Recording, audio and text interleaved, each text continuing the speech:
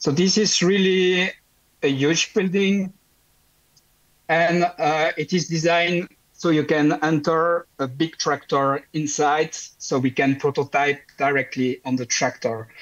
And so with those kind of tools, you can make really precise measurements. Later on, you can do some treatment only on the place. So it's really interesting for an ecological point of view, because you are only putting stuff where you need to.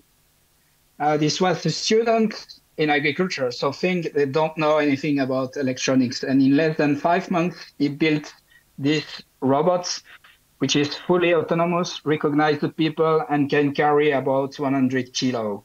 A major industrial called us and tell us, I want 100 of those robots. Of course, we weren't prepared, and we didn't do it because we want to play with other projects. So hello, everyone. I will show you an overview of many things we are doing. So I will jump a lot from a project to another one. And I'm doing it a certain way. We are part of Fab Academy, a worldwide program. So we are used to teach each other with this Recording kind of in screen progress. sharing. Okay, so I'm going to share my screen. And so most of the stuff I'm going to explain you will be documented on our website, AgriLab. And we have a huge wiki section. So most of the stuff I will show you, you can find it back. And this is our really nice building. But just before that, I want to show, I'm pretty sure I recognize the space where you are. And that was the space we met, I think, a little bit more than 2 years ago with other international people. And of course, we made a selfie in front of all the Prusa printer. So that was my kind of joke advertising. Yeah. Okay. So yeah, I have another special effect. You are in Prusa, and I'm located in France. I think most of you know that. And then normally we are going to jump to AgriLab. Yeah, so we are pretty much in the middle of nowhere, just next to a bigger city. So this is a medium-sized city in France. This is my whole building, so I have a really, really huge playground. And we are located on the university campus here, a little bit far from us. And they have 3 specialties. So it's an engineering school. They are teaching agriculture, geology, and what they call food and health. So those are the specialty of the campus. But this university is also related to 4 other universities working more with veterinary, so animals, other kind of farming specialties, and also ecology in a more specific way. But this is more of focus now. So what is special about our place is, of course, the size of the building, and also the university on all the lands all around. So what we are building inside what we are prototyping inside the building, we can test outside. You can see on the picture, those are crops tested. Most of the time it's A/B comparison. So we can test a normal way and something with magical stuff inside, or some kind of treatments. I'm not alone, of course, in AgriLab. So I'm the manager. This is Céline, one of my colleagues. This is Jérôme, and this is Nicolas. We are 4 people managing that space, and there are about 200, 300 people working on the university campus. So that's really bigger. We are extremely active. The FabLab is open to anyone, like wide audience, wide public, 2 days a week. So we welcome, of course, students that can do stuff related to their education, but they can do also almost any projects. We have also a lot of researcher, normal people, and farmer. We attract farmers, so that's why it's interesting. And we do most of the classical stuff in a Fab Lab, but we go really, really far with the electronics. We are able to make our own electronic circuits and all that. I will show a few other examples.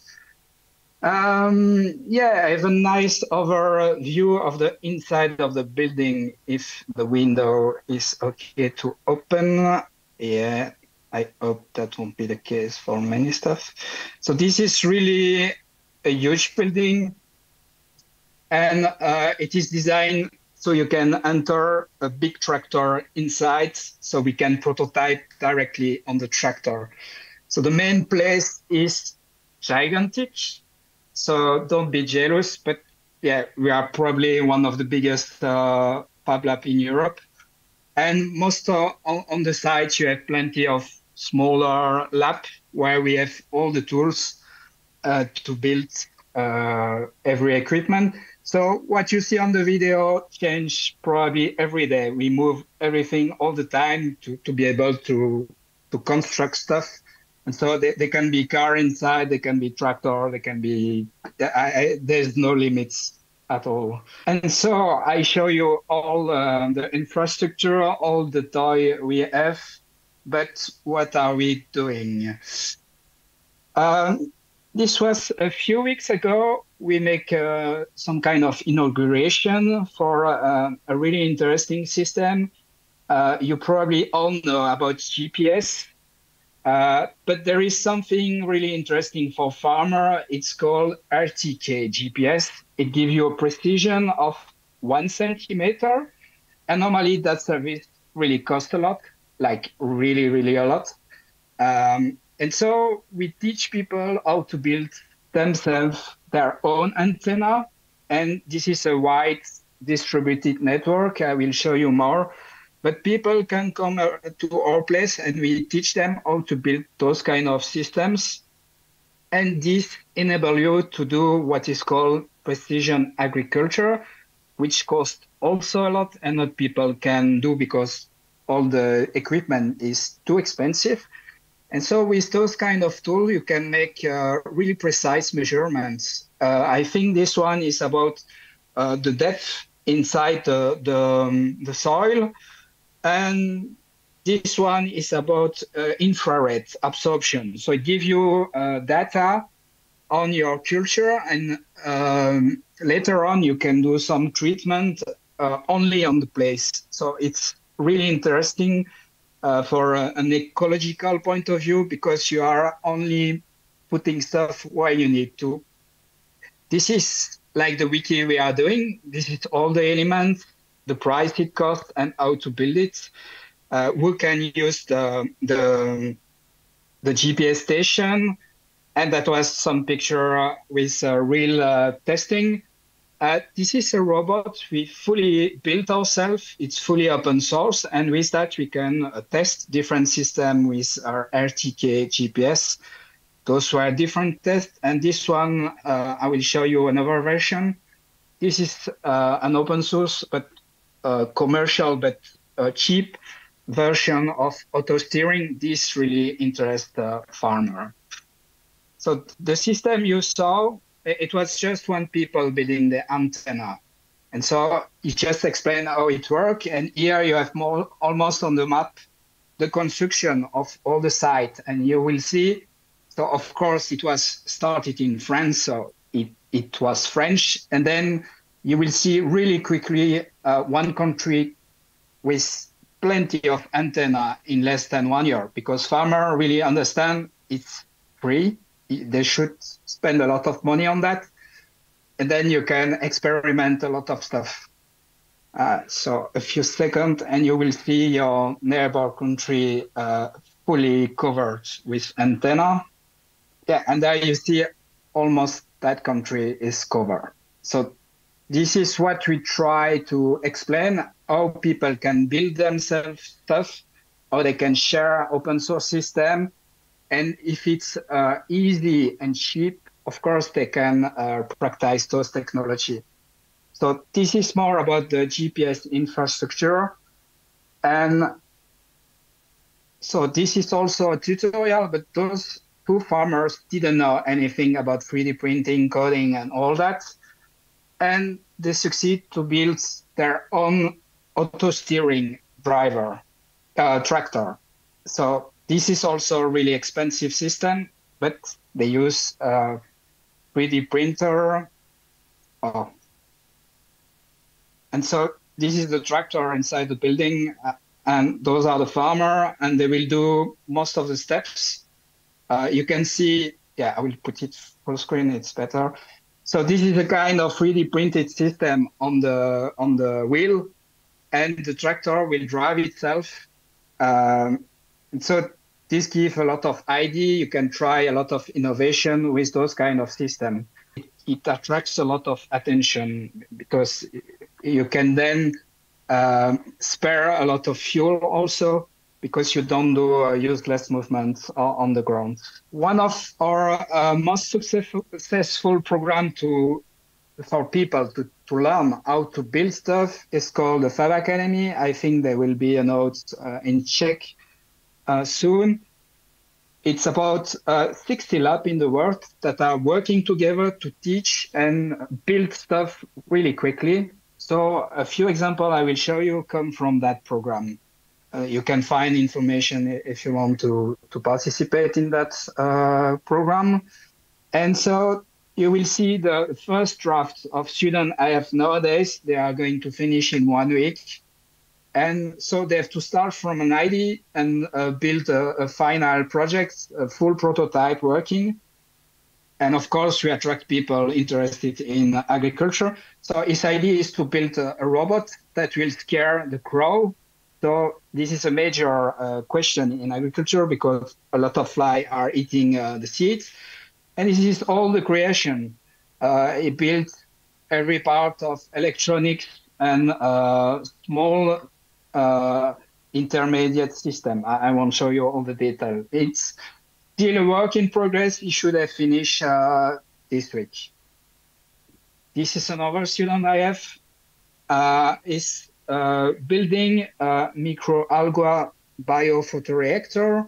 So those are some tubes where we will put algae and it will create biogas. And you have to experiment a lot of stuff. And so Sam, he built all the furniture, all the elements. It's a mix of 3D printing, CNC milling, and electronics building. This is stereolithography, and there are other parts. And this is always the same idea.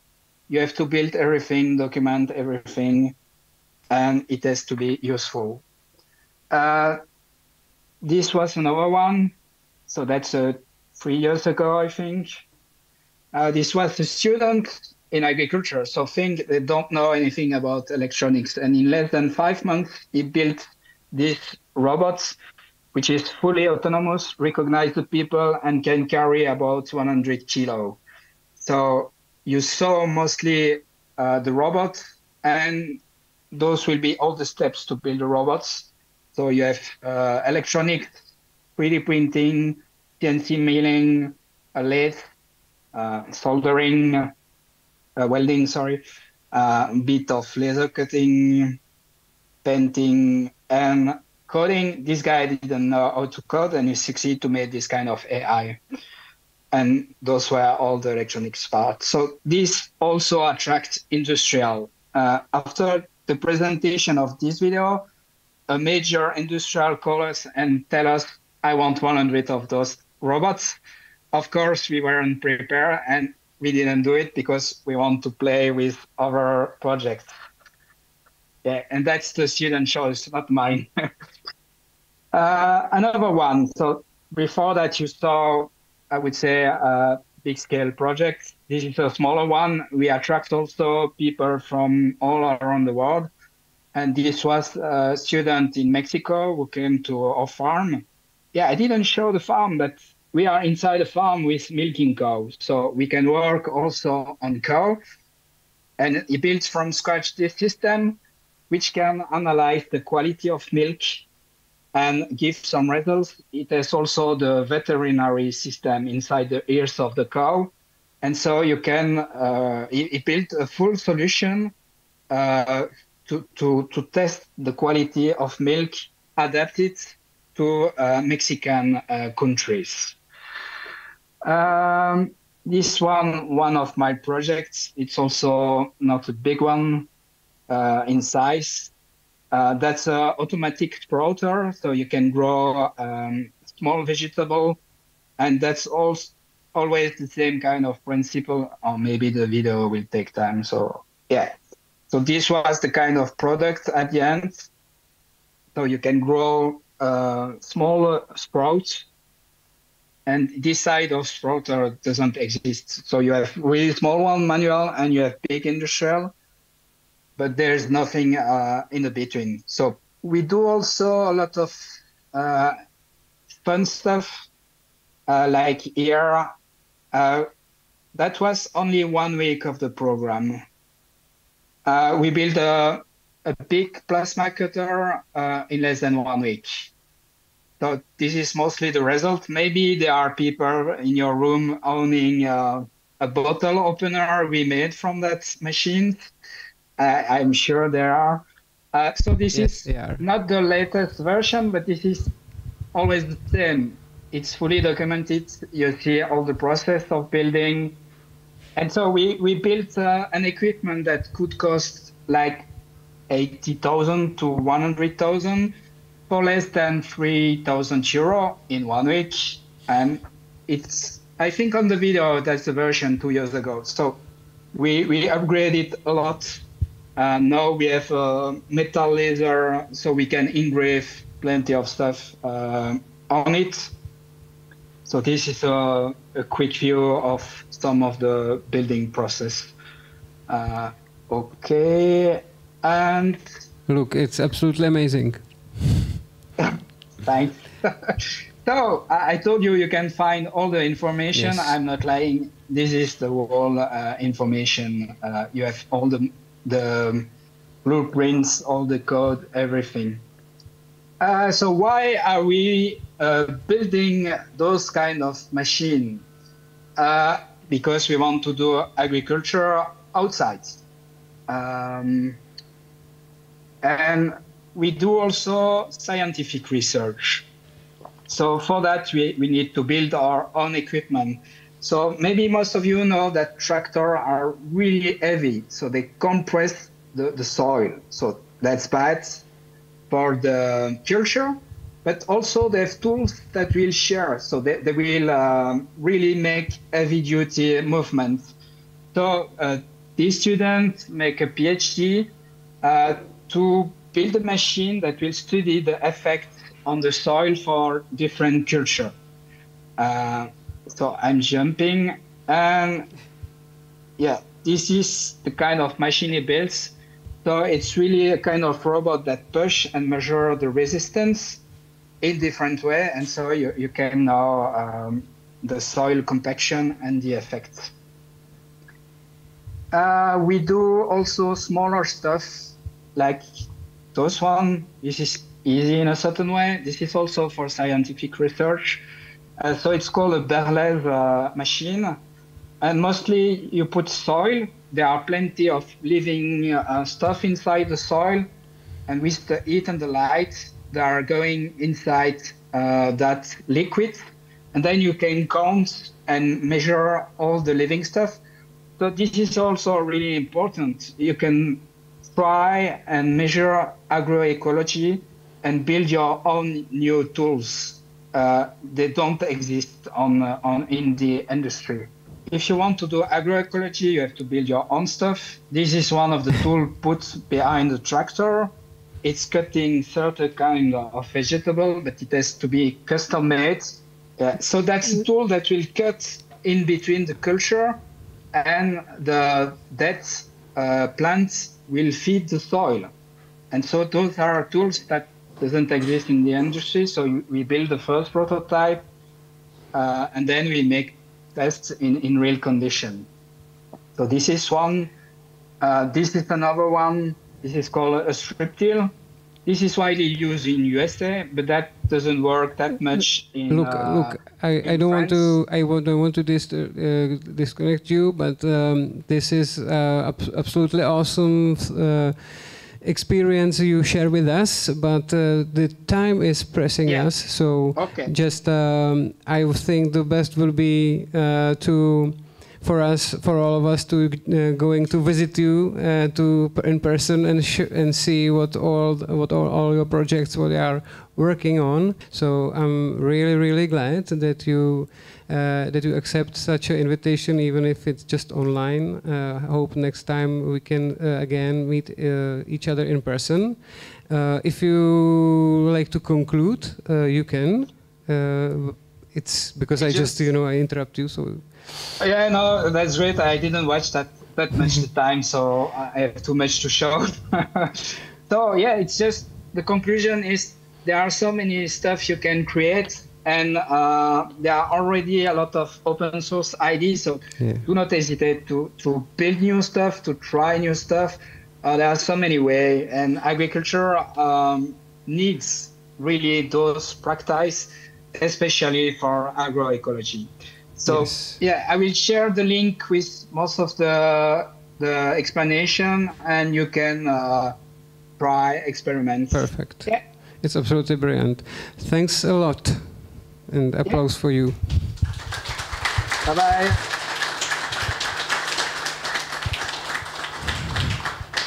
I'm sure there will be many questions concerning all the projects you just showed, but we don't have much time. But at least one. Let's do so. Do you have, guys, some question to Luc, or it's too many to express? Okay, Wojta. Thank you, Luc. How do you finance all of this? That's a good question. We start with European money.